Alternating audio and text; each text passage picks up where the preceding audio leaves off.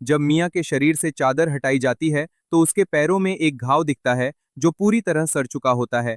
Doctor कहता है कि उस घाव के कारण मिया के पूरे शरीर में जहर फैल गया है। वो कहता है कि अगर पैर काट भी दिया जाए तब भी मिया नहीं बचेगी। डॉक्टर कहता है कि अब उसके मरने की तैयारी कर लो। लियो गहरे सोच में पड़ जाता है कि वो मिया को कैसे बचा सकता है। वो अपने डॉक्टर और मेडिकल ज्ञान से सोचने लगता है कि क्या किया जा सकता है। एवा पूरी तरह टूट जाती है और रोने लगती है। काई भी रोने लगता है। इथन लियो पर चिल्लाता है कि यह सब उसकी वजह से हुआ है। इथन कहता है कि लियो ने मिया को धक्का दिया था, उसी से उसे चोट लगी और अब वो मर रही है। यह सुनकर लियो एवा से कहता है कि वो मिया को बचा सकता है।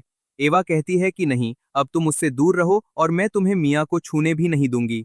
लियो एवा के सामने गिड़गिड़ाता है और कहता है कि मिया को सिर्फ वही बचा सकता है। लियो कहता है कि बस एक बार उस पर भरोसा कर लो। एवा कुछ पल सोचती है, फिर वो कहती है कि ठीक है, बताओ तुमने क्या सोचा है और तुम उसे कैसे बचा सकते हो। ईथन यह सुनकर दंग रह जाता है। ईथन एवा से कहता है कि जिस आदमी की वजह से मिया की यह हालत हुई है उस पर कैसे भरोसा कर रही हो। एवा जवाब देती है कि अब खोने को बचा ही क्या है। एवा कहती है कि अगर मिया मर रही है तो वो उसे बचाने की किसी भी कोशिश को रोकना नहीं चाहती।